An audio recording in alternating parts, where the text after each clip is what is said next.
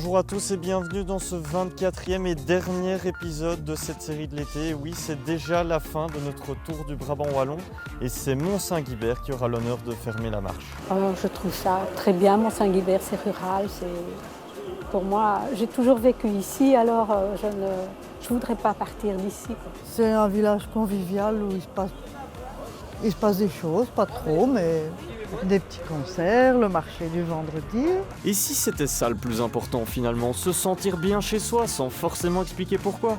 Enfin, je suis ici pour visiter et j'espère qu'on va quand même m'orienter vers des coins intéressants. Je vous conseille d'aller vous promener un petit peu en dehors du centre. Il y a des très belles promenades à faire dans les champs, dans les chemins de remembrement.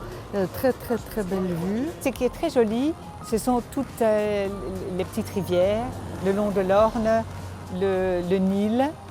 Et je trouve que Mont-Saint-Guibert, c'est surtout chouette pour se promener. C'est vraiment l'impression que ça laisse la visite de Mont-Saint-Guibert, un sentiment de paix et de légèreté. Ça doit être l'omniprésence de verdure qui fait cet effet. J'ai entendu dire qu'il y avait encore quelques traces du passé pour les férus d'histoire. Il y a le château de Bierbet, c'est ici juste derrière le mur, ici. Donc il y a un grand parc. Mais bon, le château est privé, donc on ne peut pas le visiter, mais on le voit. Et alors il y a aussi une tour.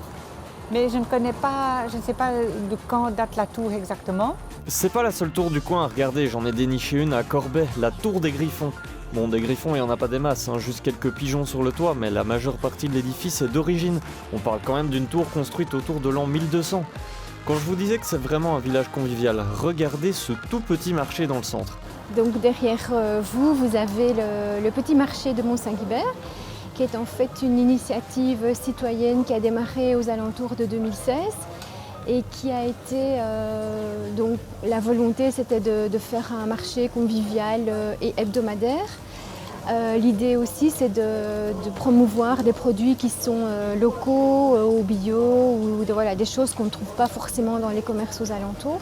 Le marché ouvre chaque vendredi après 14h. J'espère pour vous que c'est bientôt l'heure de manger parce que je vais vous mettre l'eau à la bouche. Le pain que j'ai ici sur le marché, c'est du pain que je fais moi-même, tous les matins avant de venir. Et alors c'est du pain exclusivement à l'épeautre, donc en blanc, en gris, au levain ou à la levure, je fais les deux. Et alors je fais aussi toute une variété de cramis, de craquelins, tout ce qui est brioché, feuilletage maison, bon beurre de ferme et les œufs viennent de la ferme. Plus qu'un marché, c'est vraiment un lieu de rassemblement avec quelques marchands qui proposent un verre à boire. Et puis les produits sont simples mais tellement appétissants.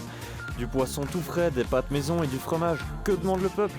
Moi en fait je suis vendeur de fruits et légumes, donc ça fait 3 ans je pense que je suis vendeur ici. Et je vends aussi mes galettes artisanales comme vous voyez ici.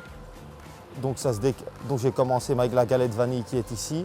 Et donc j'ai développé 7 autres goûts différents. J'ai du chocolat, j'ai de la pistache, j'ai encore des galettes au citron, au caramel, au tiramisu, à la coco. Et voilà, donc j'ai 8 goûts différents. C'est pur beurre, c'est que des produits belges, donc voilà. Et voilà, c'est sur cette visite un peu plus légère que s'achève notre tour du Brabant Wallon. Merci à tous de l'avoir suivi. Merci aux habitants des différentes communes de nous avoir montré les recoins de leur entité.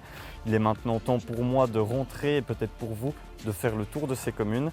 Vous pouvez retrouver l'intégralité de ces épisodes sur notre page Facebook et sur notre site internet tvcom.be.